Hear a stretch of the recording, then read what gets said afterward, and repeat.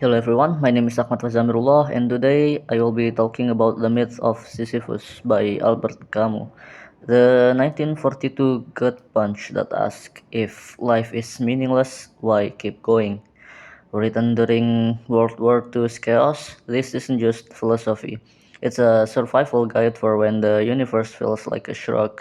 In this video, I will unpack Camus' absurd, his call to revolt, and why a guy rolling a rock forever is our hero. Let's push this boulder. First, meet Camus, Algerian-born, Nobel Prize-winning rebel who fought Nazis, loved soccer, and chain-smoked his way through big ideas.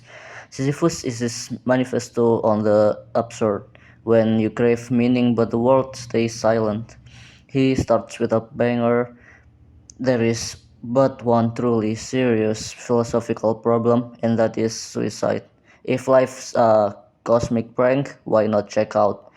Camus says, nope, suicide is a dodge. Instead, face the absurd head on with revolt, freedom, and passion. So, what's the absurd?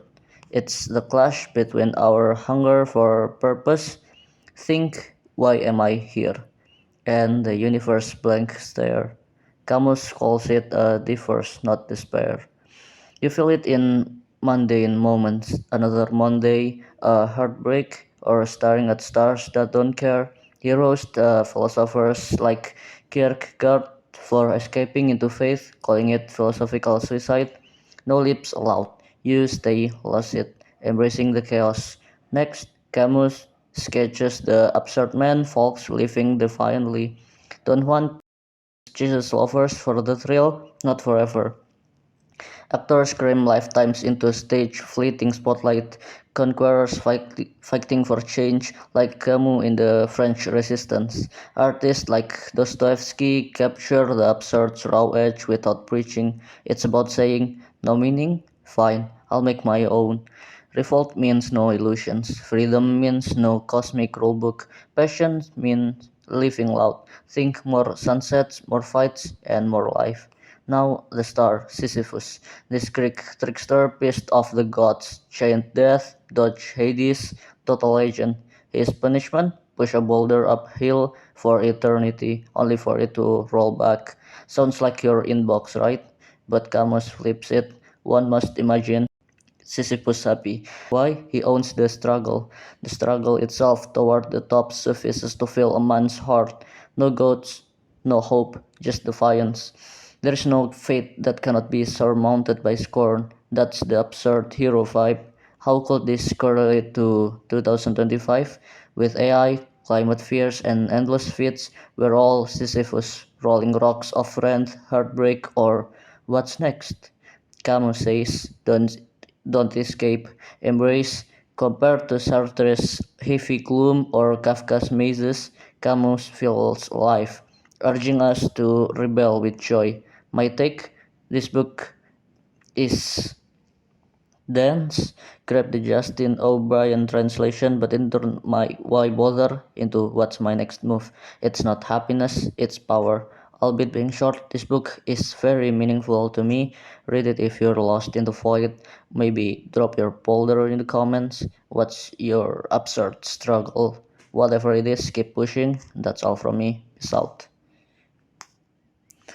This episode of Revolution Ideology, hosted by Nick and Jared, explores Albert Camus' seminal work, The Myth of Sisyphus, a foundational text in absurdist philosophy. The discussion serves as a primer before diving into Camus' later work, The Rebel, which engages more directly with political rebellion and revolution. Camus, born in Algeria and a French pied-noir, is presented as a complex figure whose life and philosophy were shaped by colonialism, war, and resistance. His absurdist philosophy, articulated primarily in The Myth of Sisyphus, 1942, grapples with the fundamental question of whether life's inherent meaninglessness justifies suicide. Camus argues firmly against suicide, proposing instead a conscious acceptance of the absurd condition, an ongoing revolt, and passionate engagement with life despite its futility. futility. The episode outlines Camus' three-part framework of the absurd, the irrational universe, human nostalgia or desire for meaning, and the clash between the two that produces the absurd.